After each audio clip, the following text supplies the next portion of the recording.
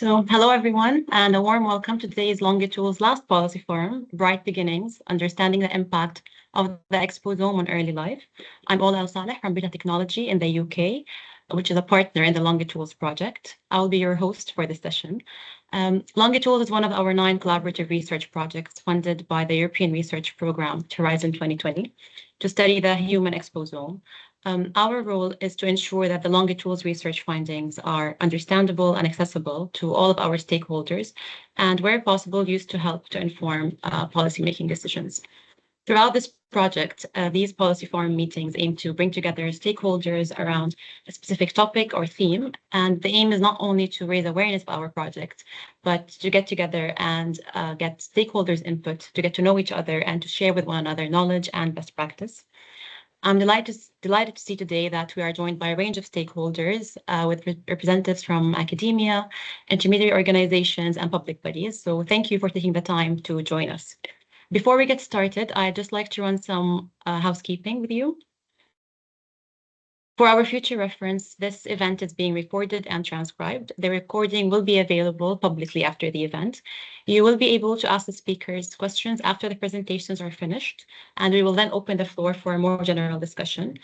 If you would like to ask a question or comment, please use the chat function or use the raise hand emoji. Please like questions in the chat that you wish to see answered, and we can prioritize those if we become limited on time. The aim is that it's an interactive, informal networking event, so please do use this session to raise any questions, share your experiences and knowledge, and to introduce yourself to your fellow delegates. So I'll start by a short introduction about our project. The LongITools project is part of a larger network, which is the European Human Exposome Network, which is the world's largest project network studying the impact of environmental exposure on human health. The network brings together 126 research groups from 24 countries and 9 large-scale research projects that are funded by the European Commission. These projects address issues such as exposures to air quality, noise, chemicals, urbanization, and their health impacts. LongITools research takes a holistic exposome approach, studying the impact of multiple exposures simultaneously throughout the life course. This approach enables the assessment of various environmental, socioeconomic, psychological, lifestyle, and biological factors to which individuals are exposed throughout their life course. The project examines how interactions between these environmental alongside lifestyle and biological influences contribute to the risk of developing diseases like obesity, type 2 diabetes, heart disease, and atherosclerosis. We hope that these findings will help fill knowledge gaps, identify risk factors, and determine best times to intervene. In this forum specifically, we're focusing on early life, which is a critical period for positively influencing a child's future health. From the air they breathe, to the food they eat, and the green spaces where they play, every aspect of children's environment is instrumental in shaping their development and future health outcomes. So our speakers today will address several issues that impact health at an early stage in life, providing valuable insights into how we create healthier beginnings for our children. Now I'm very pleased to welcome speakers from both the LongITools project and other projects and organizations, each bringing different knowledge and insights. Firstly, we have Frances Bestley, who is Director of Programs in UNICEF UK. Over to you, Frances. Okay, thank you very much, Ola. Let me just start sharing, although it's not coming up on the thing now, despite us having practiced earlier. No, I'm not getting the sharing bit, sorry. That's really weird. Can you move things on for me? Yes, that's fine. Yeah, that'd be okay, sorry. Yeah. Okay, so as Ola says, I'm the Director of Programmes in UNICEF UK, and I work with UK programmes rather than working on UNICEF's global programmes. But one of the real advantages about working for UNICEF UK is that you get lots and lots of information about what the state of the world is like for children across the whole world, because UNICEF works in, I think, 193 different countries. So if you move on to the next slide, these are some of the issues that are facing children. I did think I mean, it's very difficult when you're doing a big presentation like this, when you don't know who the people sort of behind the screen are. I did think about getting you to just think for a minute or 10 seconds, just thinking in your heads, what do you think are the biggest issues facing children across the world? I'll give you 10 seconds, and then Ola, can you share the next slide? And then you can see what the biggest issues are according to UNICEF. So there's huge issues. God, we can move it on. Yeah, there's huge issues about poverty and cost of living. I mean, cost of living is a particular way of describing it within the UK for the children in the UK. Often there are more children living in poverty at the moment than there ever has been, even with sort of working parents. But poverty across the world looks very different in different places, but it does impact hugely on the lives of children. Conflict is another big issue. The environment is very interesting, seeing sort of the focus of LongITools on, sort of pollution, air pollution, the sort of the state of the world, because that's again linked in with climate change. That's one of the big issues that UNICEF has identified. Education, access to education. So thinking about how children of the future are knowledgeable about the kind of things that affect their lives. Huge issues around health, vaccinations took a real hit during COVID-19, and they're still trying to increase the sort of percentage of coverage across both in the UK and across the world. Infant feeding, obesity, mental health are all big issues that have come up. And the specific one, which I shouldn't imagine anybody will have thought of, is about the knowledge of children's rights, because the knowledge of children's rights across the world is not terribly good. It's particularly poor in the UK. And that's one of the things that makes it a real difference, thinking about what children are entitled to, and it actually totally changes your perspective on working with children and young people when you know about rights. Every year there is a State of the World Children's Report. This comes out, this year it's coming out on the 20th of November, which is World Children's Day. And it's interesting because it looks at the future, and the future focus, the things that they have identified that are likely to come up are demographic change, so far more children living in urban societies, issues around climate and the environment. And then the third one, which perhaps doesn't resonate quite so much with this group, is disruptive technologies. Anyway, that gives you the sort of the big picture of UNICEF globally. My work, as I said, is in the UK, looking at UK programmes, and there are 3 of them. And I'm just going to give you a quick little overview of each of them. At the bottom of each slide, I've put a website address in, so anybody that wants to know more can click on that and find out lots and lots of information. They are very large, informative websites for each of the programmes. So the first and the oldest and the biggest programme that we've got is Baby Friendly Initiative, which is about how health services support parents with sort of infant feeding and developing close and loving relationships. So it looks at it's trying to encourage breastfeeding, but there isn't a very strong breastfeeding culture in the UK. So it also looks at infant feeding more generally. And there's a really strong focus too on mediating the actions of formula milk companies who have huge advertising budgets and have a huge impact on sort of babies' lives. And when you're talking about ultra processed food, formula milk is one of them. So there's big coverage in the UK, but it's sort of aimed at midwives, aimed at health visiting services, but there's lots and lots of information about the kind of things that they do. The next one is Rights Respecting Schools. This is an education programme. It's about whole school change, and it's about getting children to know and understand their rights.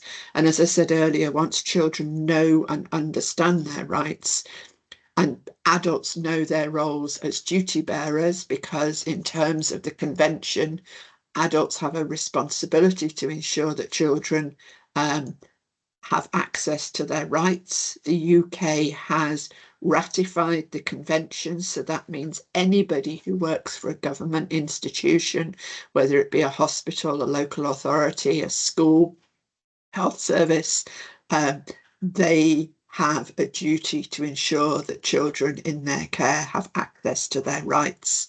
And there's a bit of a dilemma, which we often get when we've been training teachers. How am I supposed to be responsible for children accessing their rights if I don't even know what the convention says? So there's quite a lot of learning that's to be done. But again, programme engagement for rights respecting schools is high. It's about 1.6 million children and over 5,000 schools. It's particularly successful in Scotland, as is BFI, the Baby Friendly Initiative, with the Scottish Government having funded all the schools in Scotland to become rights respecting. For interest for you, I don't know. No, actually, you're a totally universal all over the place. I mean, I'm based in London, so I'm a little London centric sometimes. But the Mayor's Office in London has also funded all schools in London to be rights respecting. So there's real credibility about the programme. And again, lots and lots more information on the website. And then the third programme is Child Friendly Cities. I think somebody's talking about age-friendly cities later on. So I think that that's sort of quite a nice link, looking at, you want cities that are sort of friendly for everybody. But we work, because UNICEF is about children's rights and about children, we work on developing child-friendly cities. And again, it's about getting the local authority to understand about children's rights, to understand how they should listen to and engage children in what they're offering in terms of services. So linking back to Ola's right, Ola's play, and what she was saying at the beginning about where children can play, and how much consultation is there around children with children around what they want from their play groups, how safe do they feel in their cities. So it's really about understanding, again, how decisions that adults are making impact on children and involving children with that. So there's 10 local authorities, and Cardiff is the first UK authority to be officially recognised as a child-friendly city. And again, there's more there. And then the final thing that UNICEF does, so I've talked very much about a programmatic approach. So we have these 3 programs that work across the whole of the UK. And then there's also an advocacy stream where people are looking at various topics. And again, these are the sort of 3 that we've looked at over the last few years, around the baby and toddler guarantee, which is about making sure that all children have access to what they should have, focus on climate, and we had a focus on air pollution in 2018, 2019. And again, if you want to find out any more about these campaigns, there's lots and lots of information on the UNICEF UK website. Thank you very much. That's all my input. Many thanks, Frances. That was very insightful. And now I would like to introduce Rachel Leslie, which is the Director of Public Health at Doncaster Council, City of Doncaster Council. Over to you, Rachel. Thank you, Ola. So from Frances's presentation just there that covered global and national, I'm going to speak to you about a local example. So talking about Doncaster, and I think it's just helpful to give you the briefest recent history of public health, specifically in England. So public health in England is quite fragmented. We've got public health teams in local authorities, and we've got health protection type approaches that sit elsewhere in UK Health Security Agency. Public health moved from the NHS to the local authority back in 2013, and it moved with a specific set of tasks, so things to commission and duties to perform, a number of statutory duties. So we do commission things like health visiting and school nursing. In Doncaster and in most public health teams, there will also be approach to what's broadly called wider determinants, so how we affect the cause of the causes.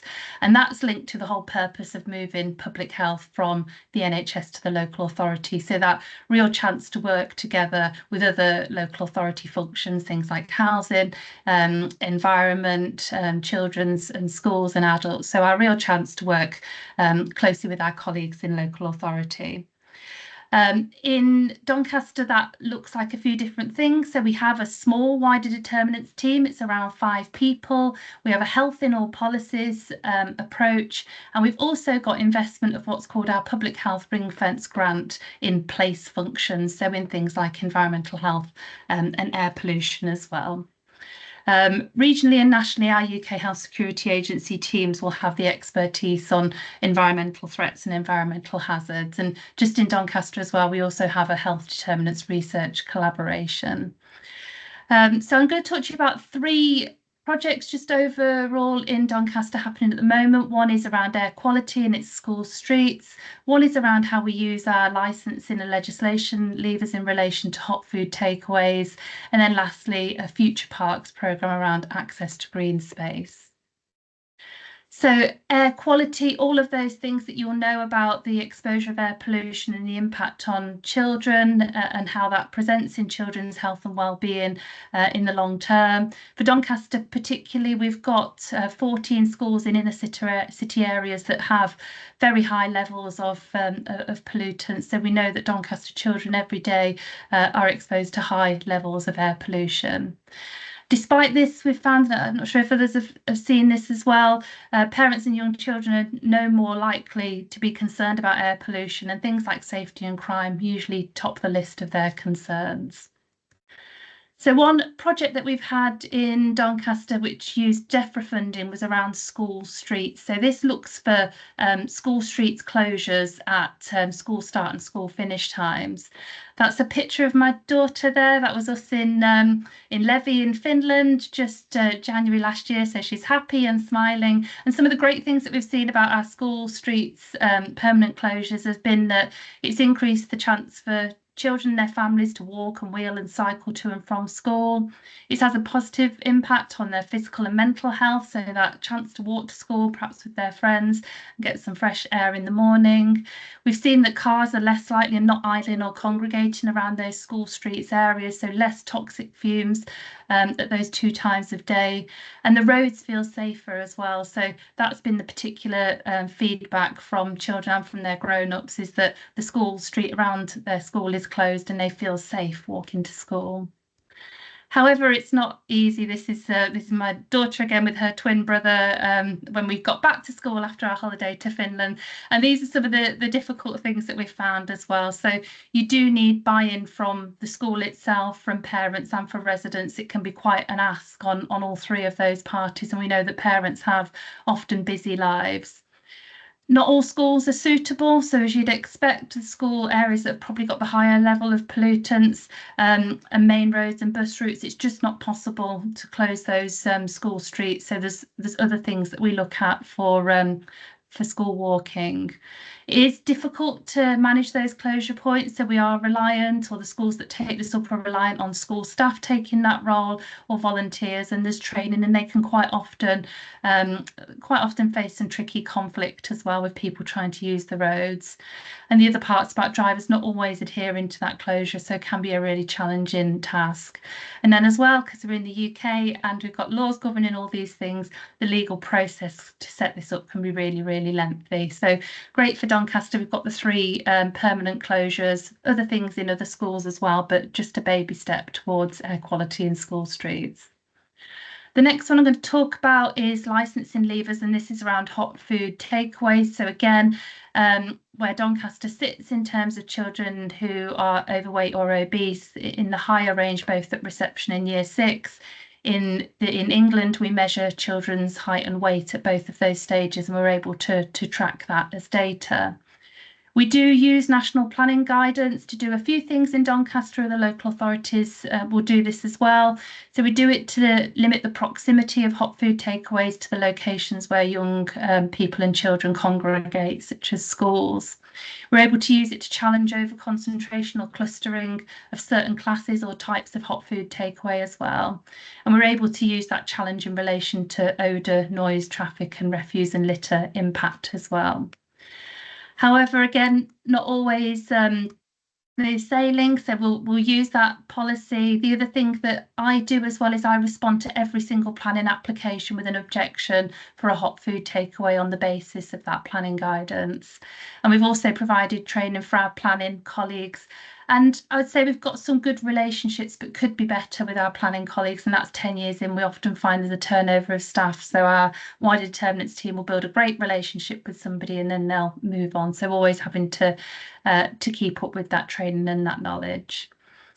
Challenges again, so lots of premises are already approved for hot food takeaway use. So even if one closes in one site, another one can easily reopen. We're not able, or the policy doesn't allow us to challenge on existing granted licenses.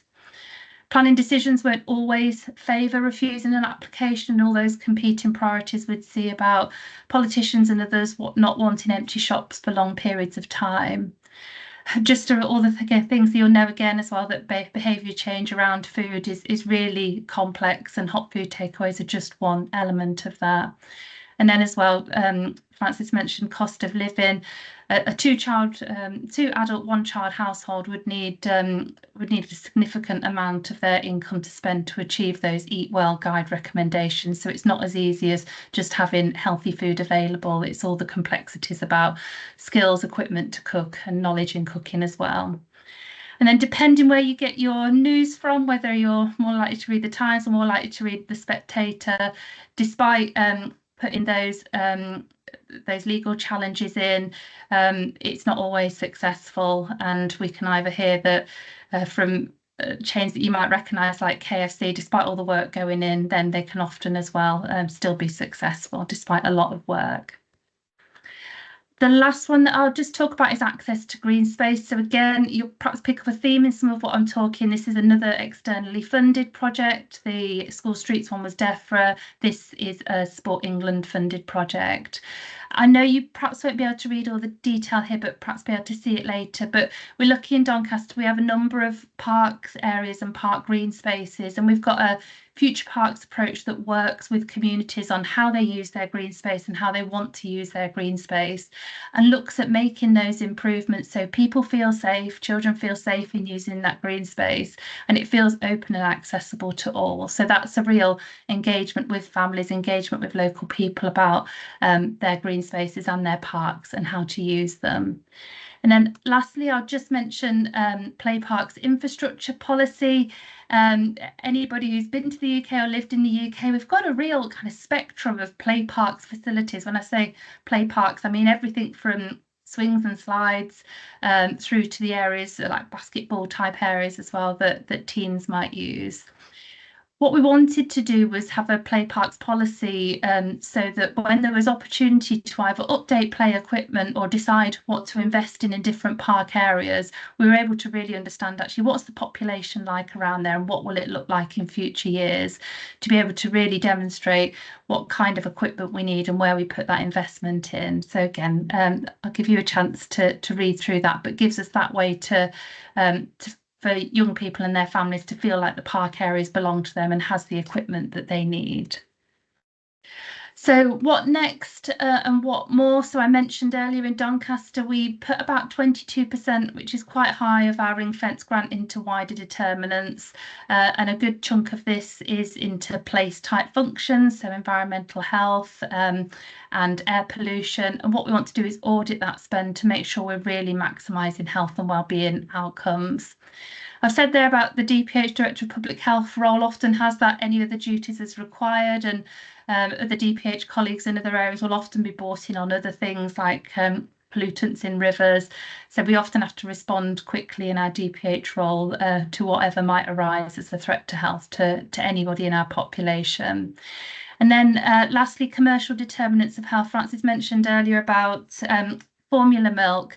and just that recognition that the big brands that oversee or direct or most of what our food supply is in the UK, and other elements as well, smoking, all of those impacts that we have on our health are not driven by health and well-being of the population, but again by those commercial determinants. So in Doncaster, as we're revising our health and well-being strategy, looking to focus on places and commercial determinants of health. Thank you. I think that's all of mine. Thank you, Rachel. Thank you so much. The following presentations are by my LongITools colleagues, starting with Barbara Wade, a professor and researcher at INSERM Institute in France. Over to you, Barbara.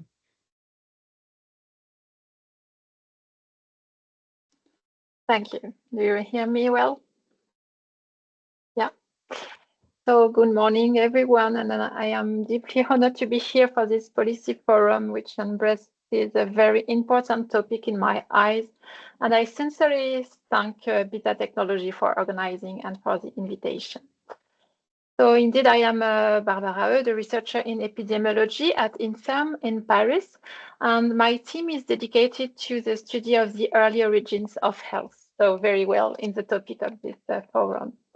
So I will present you today a study conducted within the LongITools project, and which is part of the work of a PhD student of our team.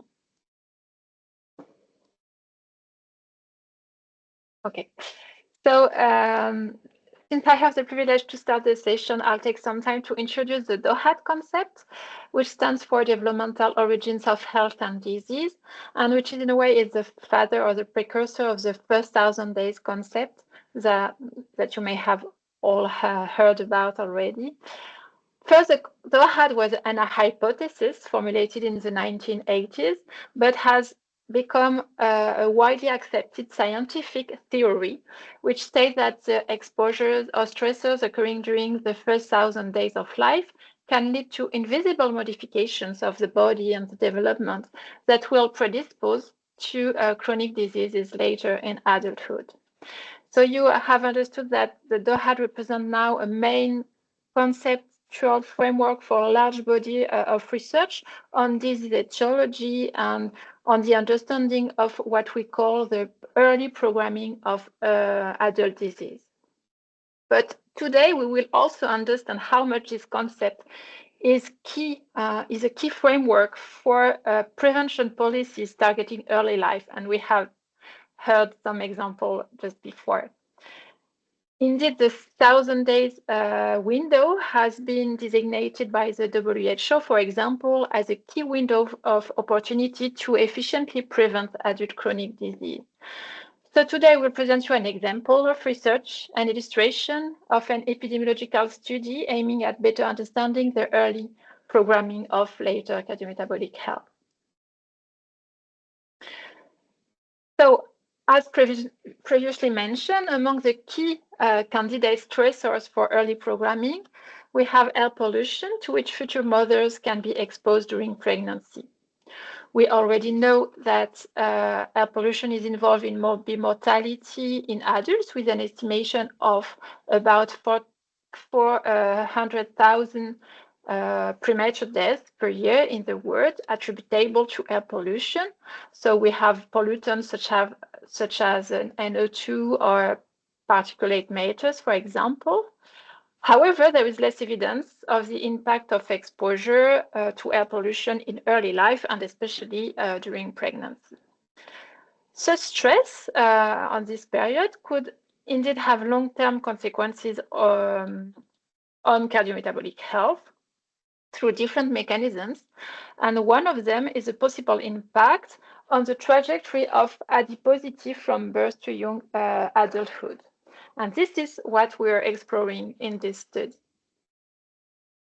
So as you know, a major risk factor for cardiometabolic disease is in adulthood is overweight and obesity, but obviously our adiposity status is the result of a trajectory which starts as early as birth, and the usual normal trajectory of adiposity is already well known and is illustrated here on this graph.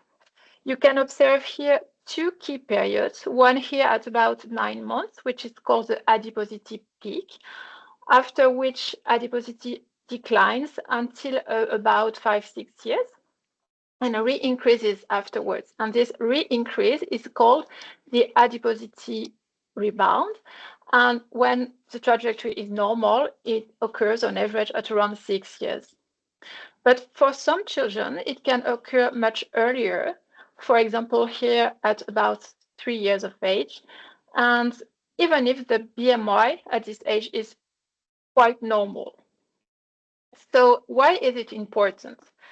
Actually, it has been shown that children with earlier age at adiposity rebound were at higher risk to develop cardiometabolic disorders later in adulthood.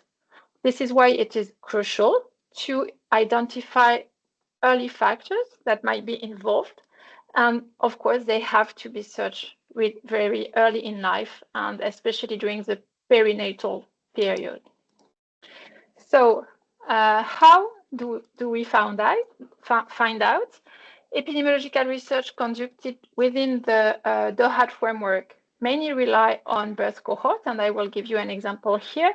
In our team, we've been leading a birth cohort for about 20 years now, where we have invited to participate women who were presenting for their first prenatal visit between 2003 and 2006. And we including about 2002 women at around 15 weeks of gestation. They were followed up until birth, and their children followed up postnatally. So thanks to many clinical examinations and questionnaires, we could collect a large amount of data on diverse environmental exposures and health outcome. And especially, we could measure exposure to air pollution during pregnancy. Postnatally, we collected weight and height and calculated BMI. Children had on average 10 BMI measurements in our cohort, and we could, thanks to this data, apply mathematical growth modeling to assess the age at adiposity rebound in about 1,400 children. So we hypothesized that perinatal factors were associated with age at adiposity rebound, and we first investigated prenatal factors and showed that, for example, genetic predisposition to obesity, lower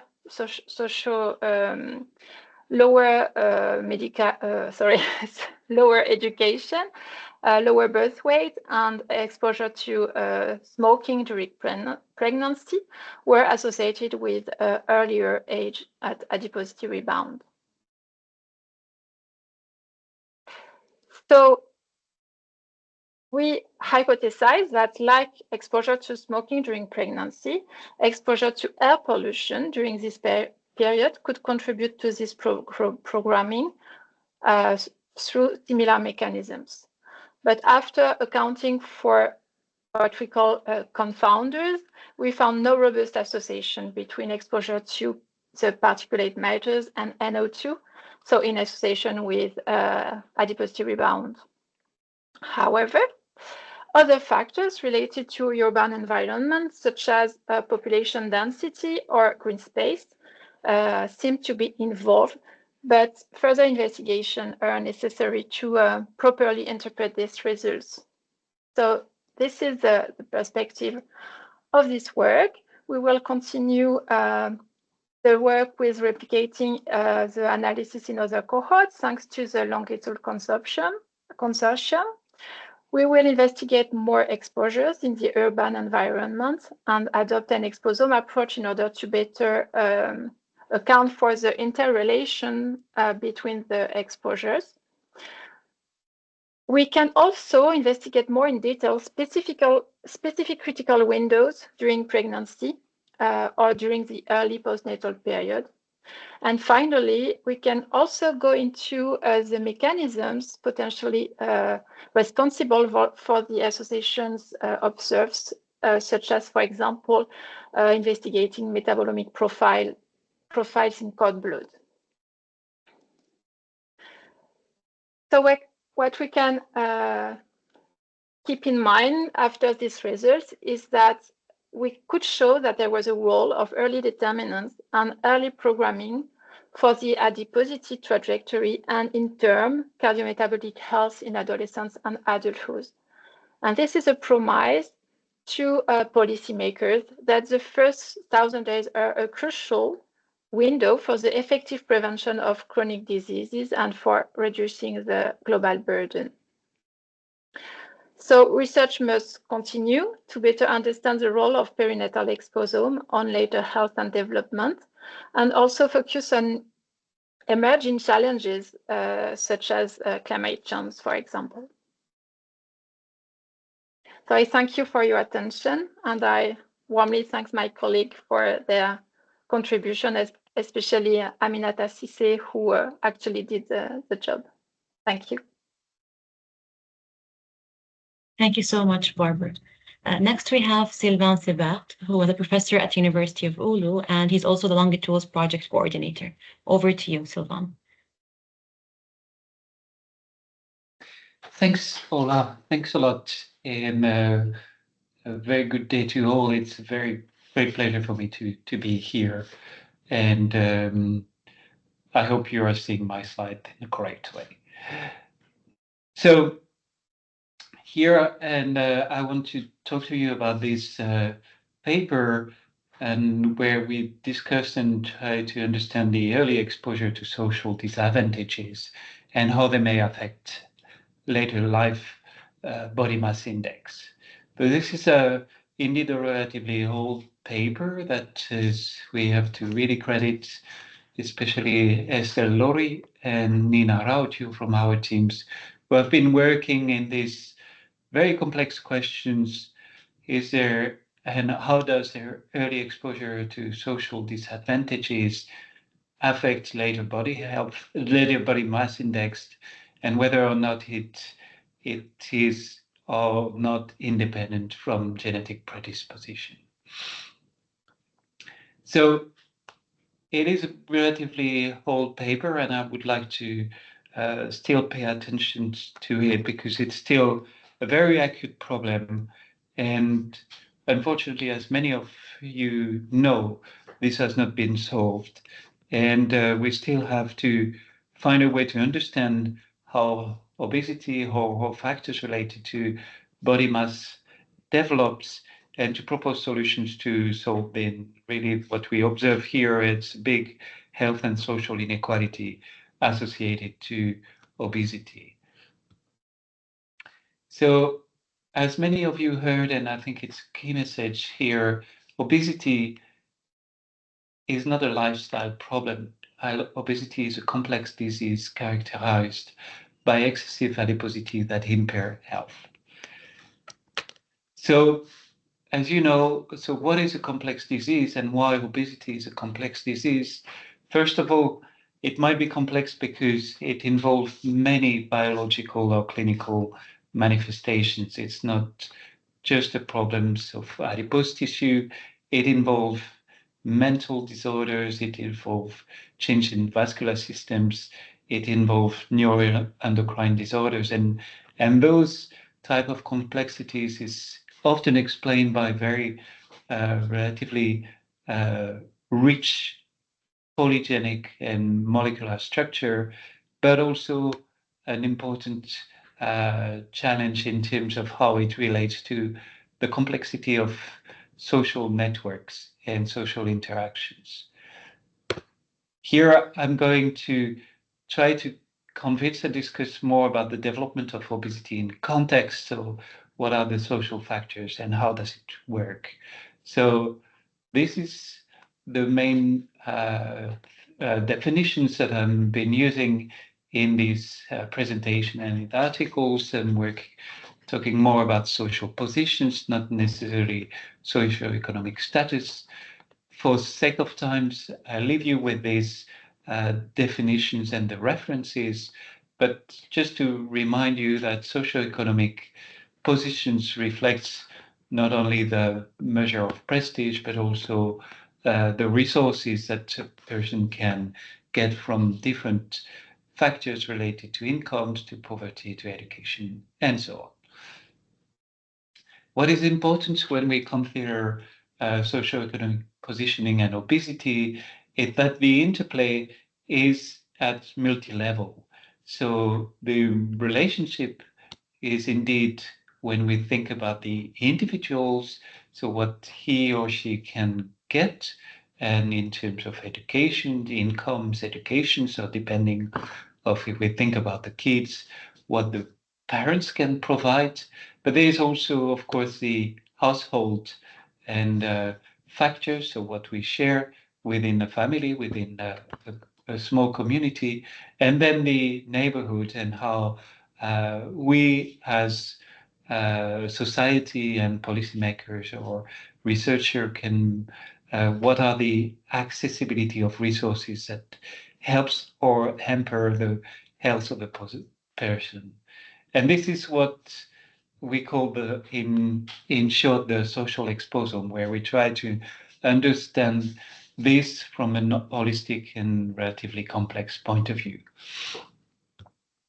So there's a lot of evidence and very, very acute, new all the times. It's not old, it's not novel, but early socioeconomic factors and poor social background, poverty in different countries, in different contexts, maternal educations, low maternal educations, and others are often associated with the risk of having a child with obesity later in life.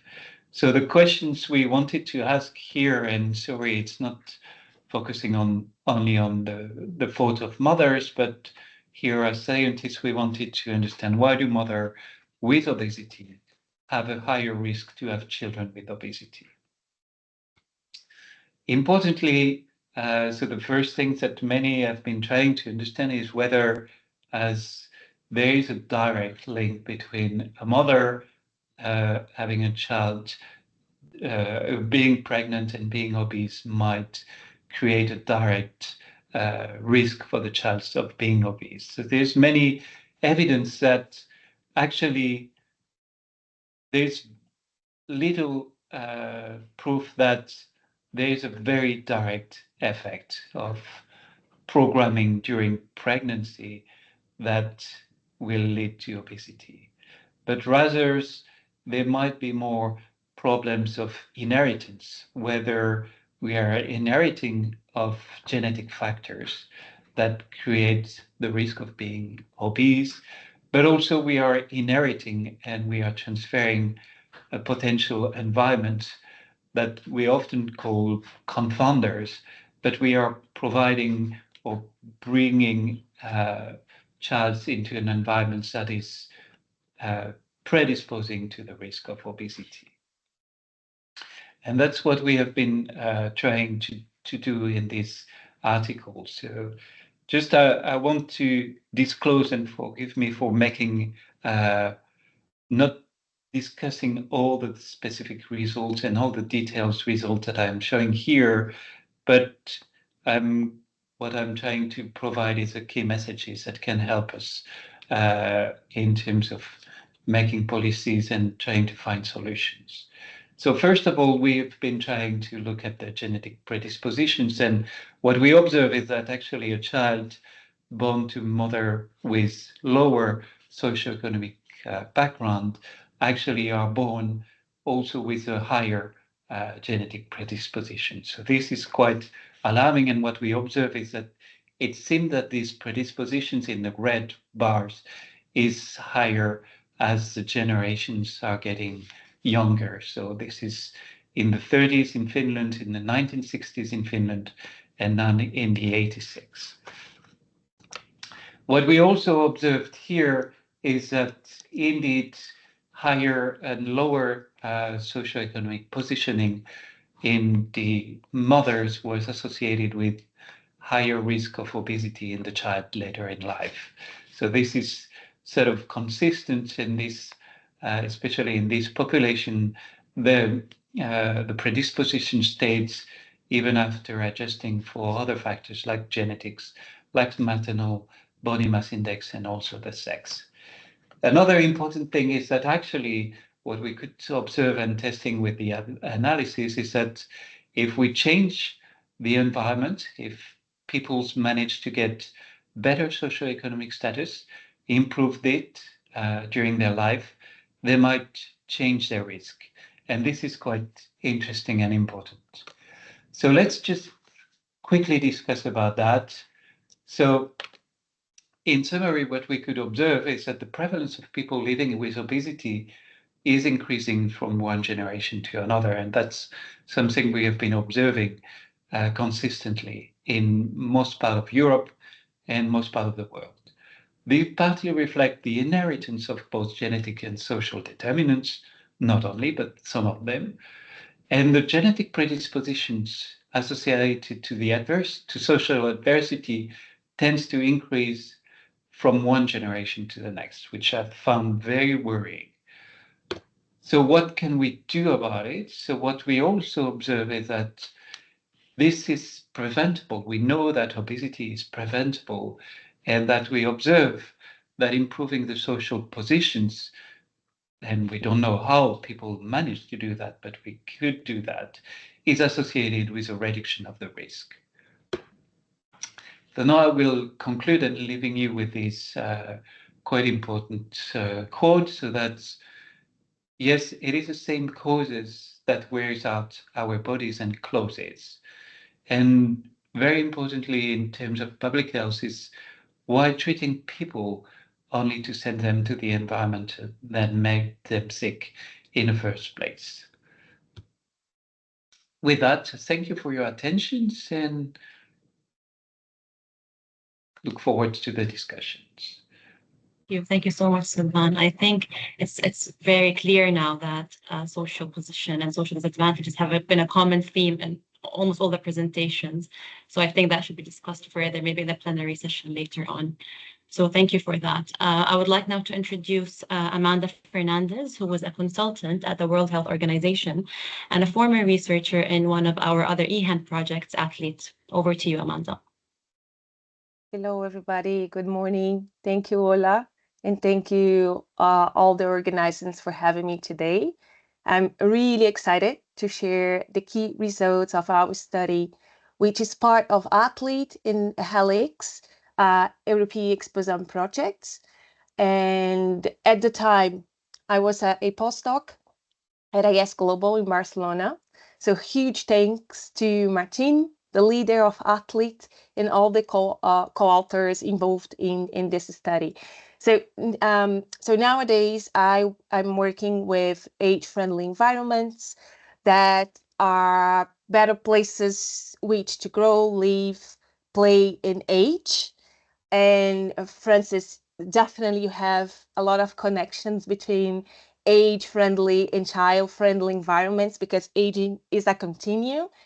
And Rachel, Doncaster is an age-friendly city. Doncaster is part of the Center for Aging Better in the UK that is affiliate program of the WHO global network. So, but just let's start with the impacts of green space on children's memory and attention. So in a nutshell, in this study, we explore how exposure to green space it's linked to memory and attention in childhood. And to grab your attention right away, let me navigate this now. Let's jump straight to the main result of the study. Here is kids aged 6 to 12 who lived or studied near green space and spent more time playing in green space tended to have better memory, especially if they came from more affluent families. So Now let me to show you how and why we did this study. So first of all, when I say green space, I mean any urban area covered by vegetation of any kind, like parks, gardens, or the trees you see along with a street, for instance. And I think we can all relate to feeling grounded, relaxed, and connect in nature. And definitely green space seems to restore our attention, and particularly for kids living in big cities. Green space are great for playing and socializing. And also green space can reduce air pollution and noise, big problems raised today. And so it definitely is a relevant public health topic at this stage of life. The thing is, most of the studies in this field, they look at green space, a nearby home, but you know that kids move around, so they spend time at school and all the places. And so in this study, we explore different environments and different exposures to green space. So Rachel just mentioned use of green space. So it's something you consider here too. So in that way, you could identify different ways or opportunities to intervene and create better cities for kids. So, we analyzed data over 1,600 children aged 6 to 12, coming from 6 different countries in Europe. They are participating in European birth cohorts. They are part of Athlete in Helix. And as I mentioned, you measure green space in different ways. So first, we use a satellite image to measure the amount of vegetation around kids' home, but also in school. Also, the routes they took to go from home to school, and all the places in their daily lives, like shopping centers, recreational areas. And we asked parents about these locations. We use a map recall exercise and GPS data. And second, we measure the distance from home and also from school to the close big green space. So we could get a sense of accessibility by proximity. And finally, we ask parents about the time their kids spend playing in green areas in terms of hours per day. And to measure memory and attention, we use 3 different tests. So the first one was basically kids needed to match some shapes and figures to test their problem-solving capacity, and to test attention, they need to tap a button as fast as they could to identify the wrong direction of this middle fish. And finally, they need to recall a sequence of colors. So you measure how fast and how well they did it, the tests, and you got a sense of the memory and attention function. And in the end, we put all this data together to understand whether more exposures to green space was linked to better memory and attention. Of course, this study is a kind of a snapshot, so you cannot talk about causal links here. But the most important is that we took in account different social determinants of socioeconomic status. I cannot say position now, Sylvain, just as you present, but you consider maternal education and also financial difficulties, because you ask the parents if they had problems to pay the bills in the year previous the interview, just to get a better sense of, financially struggling that can mediate, that can, of course, influence the use of green space. And finally also took into account the neighborhood level of deprivation. So we could see from each country, different index combining employment rates and education levels and so on. So this is the picture. So you did linear regression analysis. I'm not going deep on that. You can read the methods in the paper. And here is the main result. So just a descriptive of the sample. So we had a good balance between boys and girls. The average age was 8.6.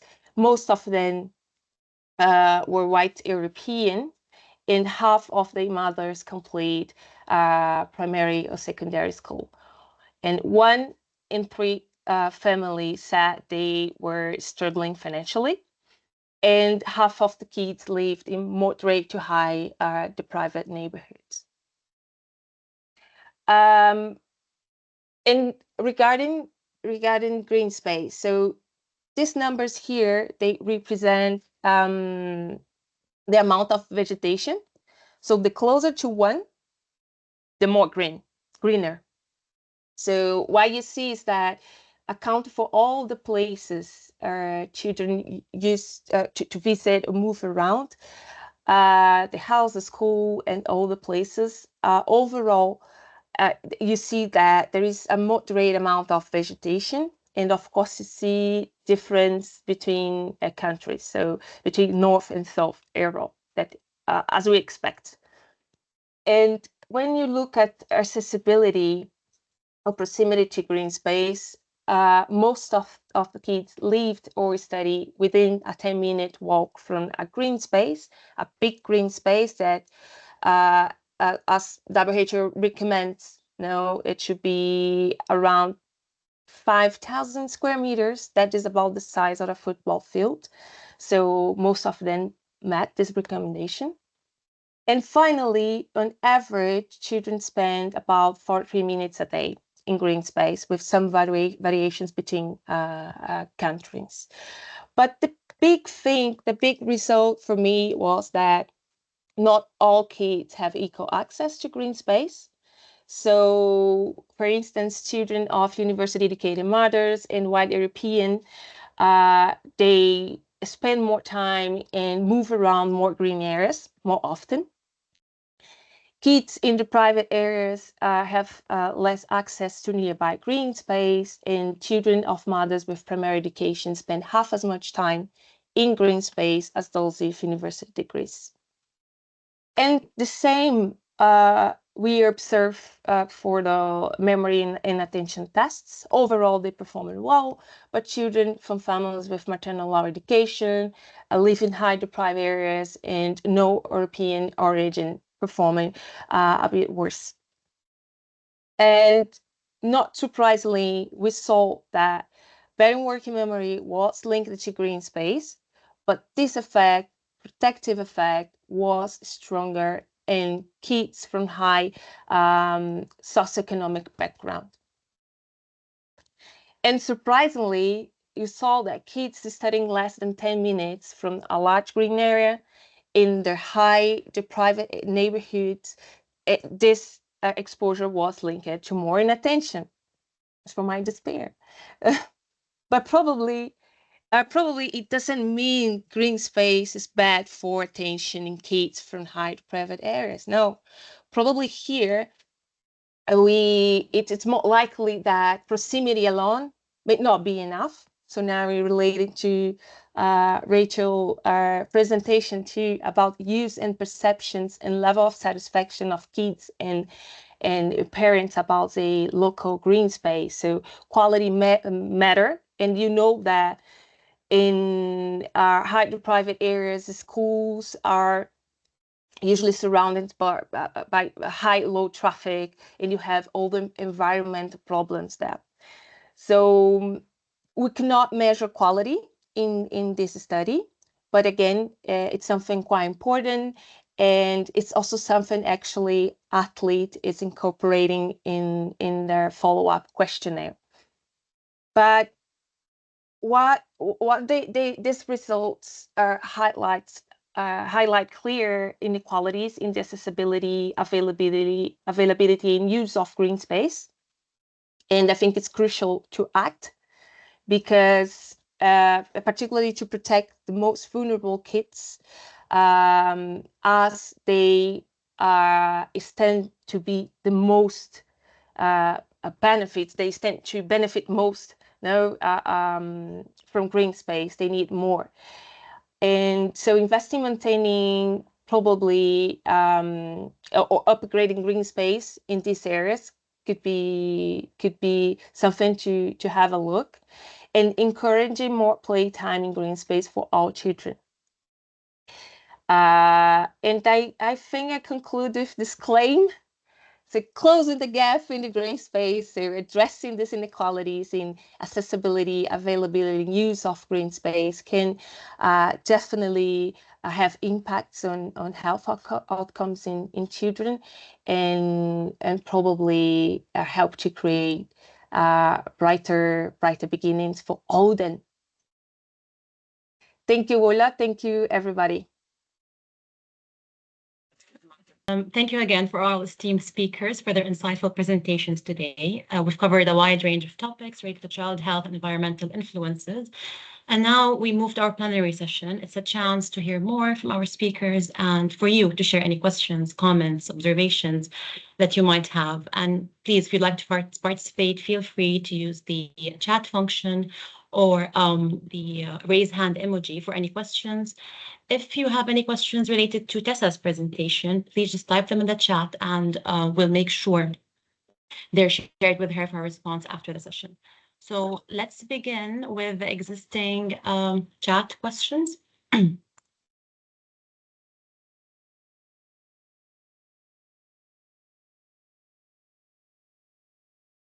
Sorry, I cannot see the chat questions. Don't think we have any, Ola. I don't think anyone's raised anything. Okay, wait, I'm just trying to remove the mute. So if anyone wants to raise their hand and talk and ask the question directly, just give me a second to do that.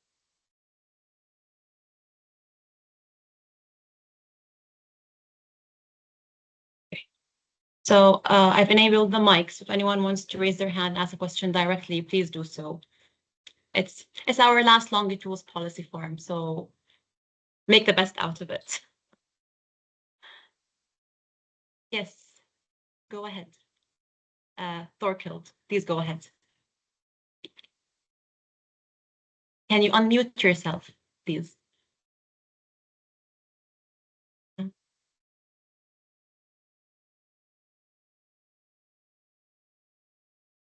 Are you able to unmute? Yeah. Can you hear me? Yes. Can you hear me now? Yes, yes, we can. Okay, great. This is a question to Sylvain, whom I know quite well. So, hi, Sylvain. Great presentation. And my question is really that I think we have considerable evidence that obesity as such is actually reducing your opportunities in the social environment for a variety of reasons. And that would, of course, since obesity also has the genetic background, leads to this pattern of relationships that I was so interested in seeing. I didn't know that you had done that study, but I think it's very important to kind of disentangle whether what you see in terms of social factors have an element of being consequences of the maternal obesity, which is also induced by their genetic predisposition. I just wanted to have your ideas about this because I assume you must have considered that and discussed it at length. And of course, it touches upon a very fundamental issue about breaking the vicious cycle from parents to children here. Thank you. Sylvain, can unmute yourself, please. Yeah. Thanks a lot, Thorkild, and nice to see you, and still have the sharpest and most hard questions for me. So thanks a lot. Yes, of course, I've been thinking a lot about this, and from what we observe, and this is really what we have to force ourselves to continue studying, and so what we call in sort of basically the reverse causations, where we have actually the health of the population that is actually creating the environment that makes them living in potentially less healthy situations. And I think with this is what is very challenging and important to understand with the context of obesity is that in most of the case, those environments are really man-made, and it feels like when we are studying, it's sort of the challenge is that obesities tend to create its own environment, obesogenic environment.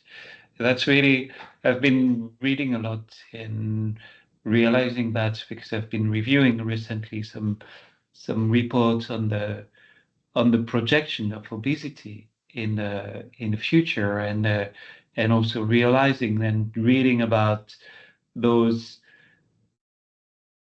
suggestions that one day obesity, like every epidemics, will plateau and will resolve itself. And so far, we haven't seen that, right? And so far, we see that the more obesity progress, the more environment becomes obesogenic. So it's, I don't know whether I answered your questions, but this is what we are trying to also disentangle.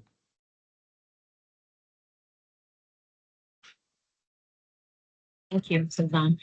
We have a question from Claire to Rachel. How have you managed to get parents on board when it comes to the school program? As you mentioned, busy lives, school drop-offs on the way to work, etc. How can we educate parents to better understand the effect of running engines to keep themselves warm, for example? Yeah, so it's not a single solution or a single approach as you would expect, but it's working. We found it's usually working with the school, and the school being able to articulate to parents about the importance of being able to keep this area around the school safe, that safety bit around traffic as well. The other bit is the local residents as well, and there can either be residents that want to leave their own homes, getting cars off the drive, or residents that don't want parents parking outside on the road areas. In the UK, we're pretty territorial about the space outside of our homes and what cars do and don't park there. So it's not one thing, but it's generally working with and through the school, through the voices of children themselves. And it's about having other solutions, whether it's encouraging walking, funding of bicycles and bike shed and other infrastructure in the school place. Some schools have had things like no scooters on site, so is there a safe place that scooters can be kept if it's scooting to school? And then other places where parents can either pull up away from the actual school site and that walk-in bus, or the trying to improve connections through parents themselves for shared walking. So it's a little bit of everything, and it's certainly not a simple solution. And again, probably prompts even more inequalities, because the car or the streets that have got the most impact of pollution are the busiest ones with the bus routes and everything else. So it's simpler to do a school streets closure probably where it'll make an impact, but perhaps where it's less used. So it's one tool in the approach and not the overall solution. But yeah, generally through parents and through children themselves as well. And the question I've seen as a follow-up about how did we evaluate as well. So it was a DEFRA funded programme, so other councils as well also received funding for school streets and were required to do returns on that for an external evaluation programme. But we also used our own local measures and evaluation as well. There is, and I can share with it, there is school streets toolkits as well, which are definitely England specific, maybe UK specific, that will describe what kind of legislation exists that needs to be used in all of these things. So there is a toolkit available too. Thank you, Rachel. Any other questions from the audience?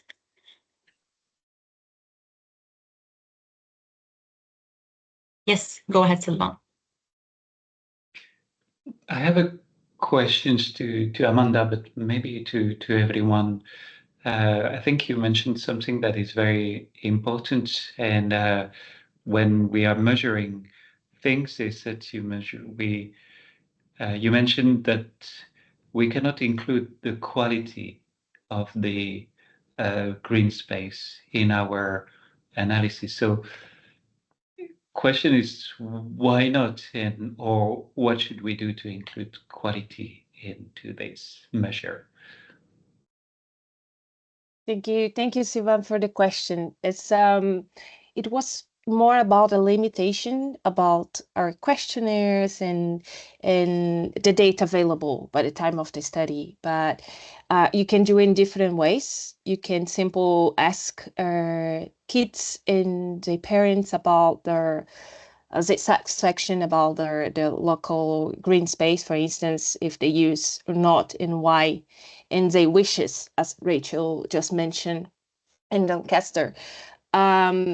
You can also use satellite image and like street view image to try to do it in a more interactive way. So you have both perceptions and more satellite GIS-based measures too.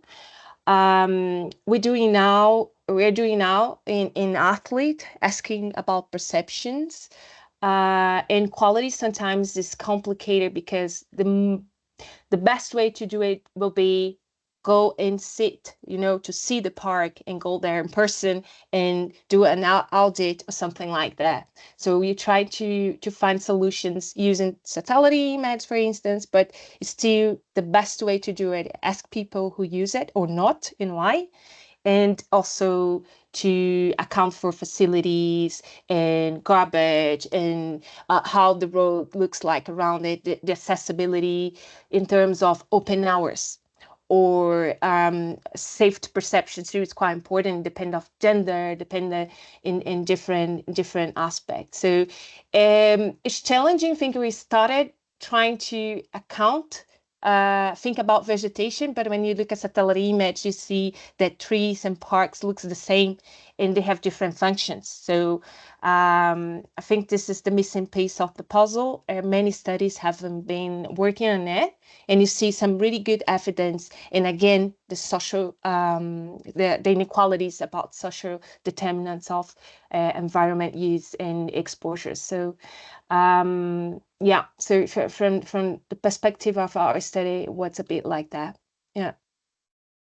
I don't know if Francis or Rachel are from the ground. How do you see the challenges for measuring quality of green space and other environmental facilities?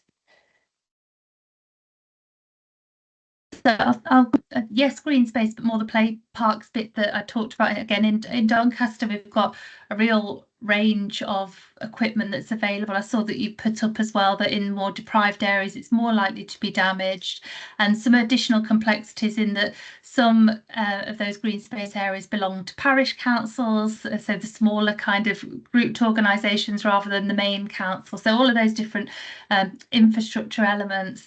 What the play parks plan approach tried to do was look at using mapping, actually what have we got and what's in place and who lives around there. Also looked at actually if I lived in one area, then what are my nearest play park, who actually uses them. We've been able to use some mobile technology about that as well. So we would have, and again, it depends on funding that's available, but we've now got, should we have funding for play parks infrastructure or something to do with green space, then how and what can we invest it in?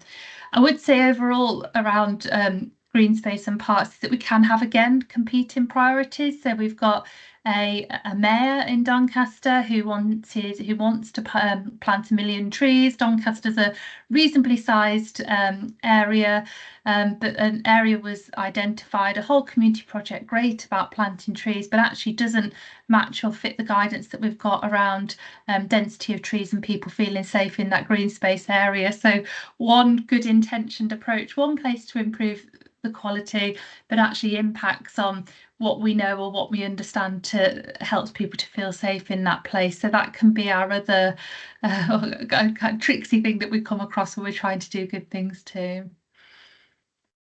And just to add to it from a sort of a child-friendly cities approach, that once a city has decided it wants to work towards becoming a child-friendly city, they have what's called a discovery day, where they ask lots and lots of groups of children and young people to give their views about what they think about the city. So they might talk about parks, but they might talk about how they actually get to the park and how so you could have a park, but it might be an absolutely beautiful space, but it might not be accessible because it's not on the right bus route, or or it's just children don't feel safe going there. But it gives then the council an opportunity to look at what they're offering from that child perspective as well.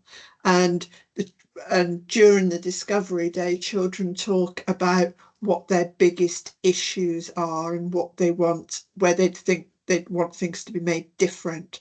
And sometimes it's green spaces, sometimes it's not. Sometimes it's things like mental health support or their schools and education. But when it is green spaces and parks, then it is about working together with people, so working with the planners, so all the kinds of things that Rachel was saying about finding out what people's perspectives and people's views are. But it's what children think about things sometimes isn't the same as what adults want to do for children, because it's what they think is the best thing. They might have different views. So what we recommend in child-friendly cities is that you really are clear about what the children's views are if you're going to make it friendly for them. And I bet you must do the same kind of thing with the sort of the age-friendly cities as well. You've got to collect, and certainly Rachel was talking about getting people's perspectives, because it's very easy to think, oh well, I would really like such and such, and it's not always what you want is what everybody else wants. So that's the thing that they tend to do. And may I just add, as also a convention of putting the hand up, sometimes, often, this is a safe space to say this, I think, sometimes, often, we will do lots of really high quality engagement. We will have a lot of residents say, we will have a lot of children are telling us, and we will create our policies and focus our resources made on that.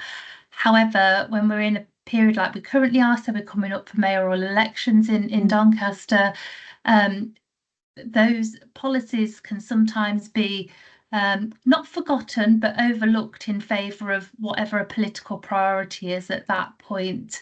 And although we've got a play parks policy that everyone's agreed and signed up for, sometimes, often, we will have councillors again become quite insular to the area that they represent, and again start to talk about, actually, I want this in my play park, despite us having this wholesale approach to it. So as well as the children think, adults think, we often sometimes get a politicians act as well that can scupper what we're trying to do.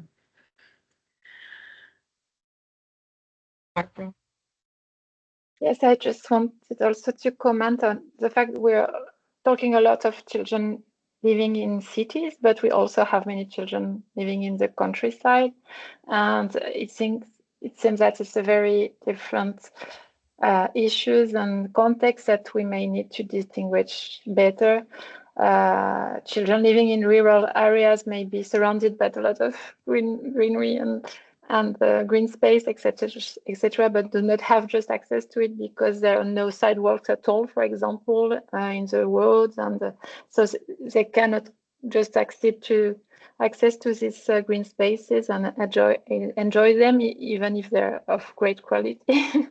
So sometimes we talk about the issue of green space as a whole, but I think we will need to distinguish better the context, without opposing every time urban and rural areas, but it's important to bring some nuances about that. I think this was very clear in today's presentations. the more vulnerable groups, whether it's from lower social position or social class, whether it's education, rural versus urban. And so I think we always mention it, but we don't know what to do about it. I think that is the real question. Francis, we're running really late time, but Sylvan asked a very interesting question. What about child rights? Why don't we know them? Why don't we respect them? And I think a follow-up as well from me, I find very interesting that you said the Mayor of London funded all the schools in London to be right respecting schools. So it would be really interesting for me to hear, how did you convince them? How were they on board to do that? Well, the first question about children's rights and why don't we respect them, I'm not sure whether it's that we don't respect them or that we don't know about them. And certainly when I mean, there are copies of the UN Convention on the Rights of the Child on the UNICEF UK website.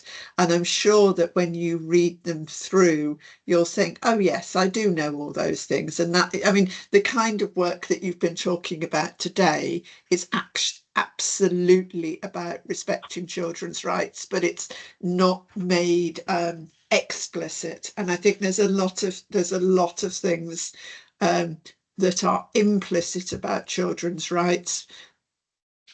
I think it's really important that people know about them and they make it more explicit, because I think then it gives going back to what Rachel was saying, if you've got that rights-based approach, it then helps you when people are saying, I want this as my legacy, because you're thinking, well, how does that link to the rights of the child?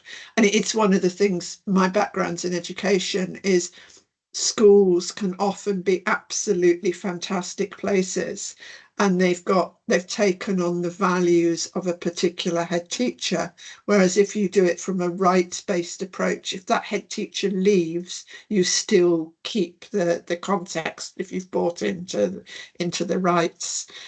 So I don't think it's that. I think it's more about people really not knowing about them. And it was interesting on Tessa's presentation that she linked it back to the SDGs, because the SDGs and children's rights are quite interlinked as well. So, you know, if you're working towards SDGs, you are working to make sure that more children have access to rights. But if you want to know them, do have a look on the UNICEF website. I mean, there's a right to play, there's a right to good health. So those are the sort of the main things that we've been sort of looking at that today.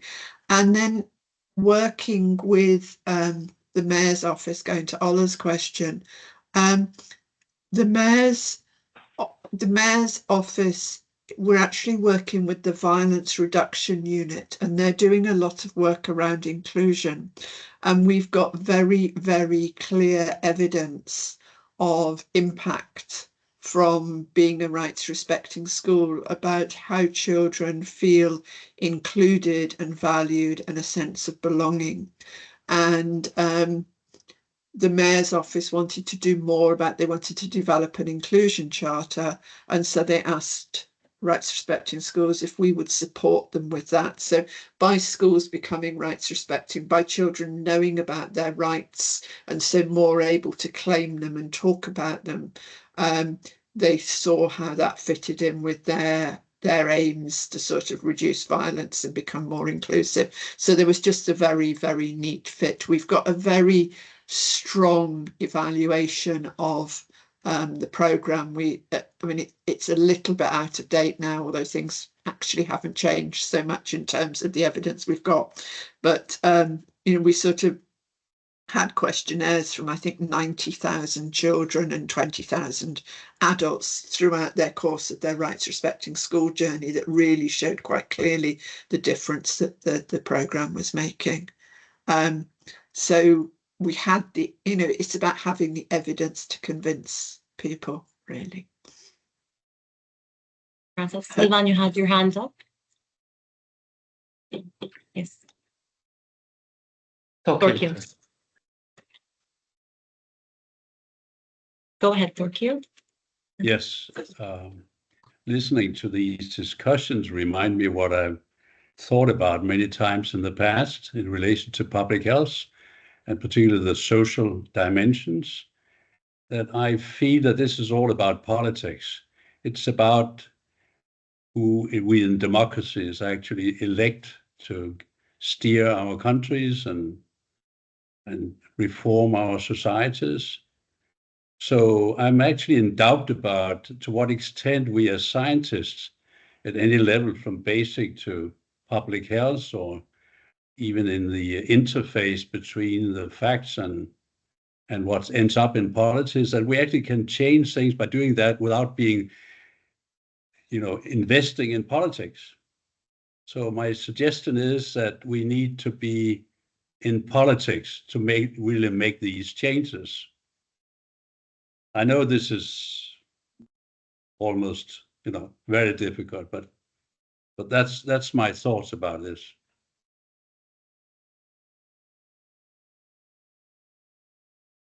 Thank you. Sylvain?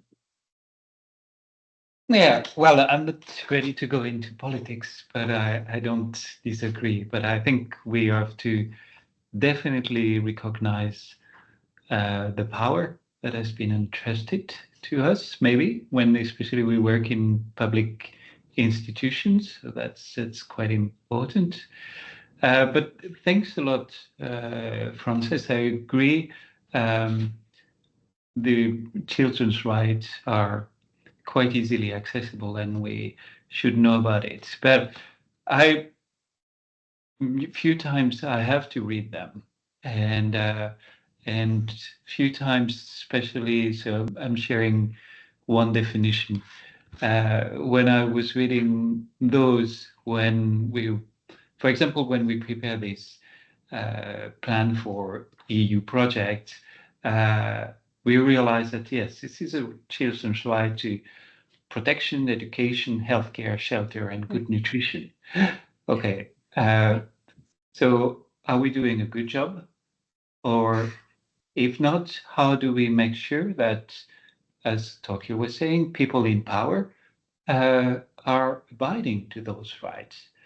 Or remind them that, yeah, are they fundamental, or can we just sit on them, or they are just written because we're feeling good about it? So this is really important.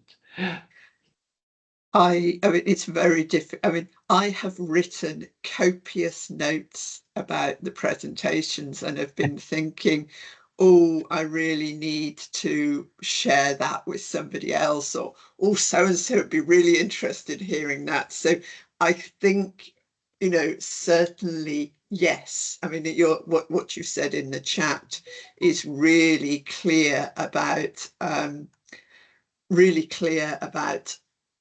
the aims that you've got and how strongly they are linked to children's rights. And I know Ola, who's also got a lot of experience about children's rights and UNICEF's work. I mean, she was very adamant I should come and talk. And I kept thinking, well, it's not really quite what you're doing. I mean, I have got a bit of a science background, but I'm not a researcher or a scientist in the way that you are. But then listening to what you're all saying, there is so much resonance with what we're trying to do as well. So I think it's been really helpful. Thank you. See, I told you, Frances, you'll enjoy it. So I'm just trying to share this again. I'm really sorry we're running out of time, but given that it's the last policy forum, we can break some rules. And given that the discussions have been really insightful, and I know we can still go ahead, but I don't want to keep you any longer. We'll be sharing the feedback survey now. Claire, if you can share it in the chat, and I'll just share I think, just a second, sorry. There we go.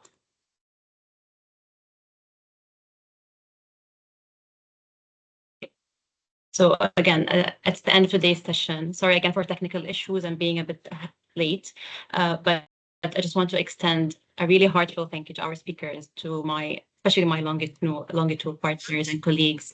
It's been great, and it is the last policy forum, but we are still hoping to engage more with stakeholders and have more events and more of these discussions, because I believe these are discussions we need to have to know how to move forward, whether it's for LongITools or for future projects. At the end, you can find the outputs and tools of the LongITools projects. And if you're interested also to learn more about other EHAN projects, they will become available on the project website and the EHAN website.